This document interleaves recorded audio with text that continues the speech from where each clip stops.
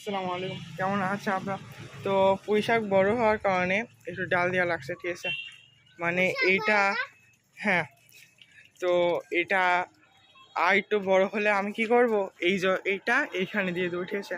ফলে কি হবে, এই যে ঘরের উপরে যে চালটা আছে না, চালটা সব জায়গায় এটা ছড়িয়ে পড়বে এবং অনেক বড় হবে।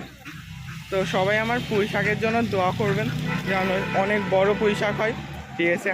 এবং পাতাগুলো যেন বড় বড় হয়।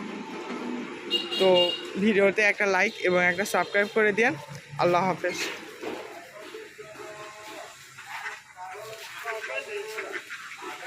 আসসালামু আলাইকুম, কেমন আছেন আপনারা?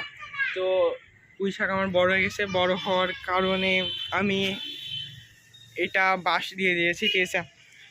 এখানে বাঁশ দিয়ে দিয়েছি কারণ যাতে পুঁই শাক আরেকটু বড় হলে আমি যাতে এইখানে দিয়ে দিতে পারি এবং এইখানে যে জায়গাটুকু আছে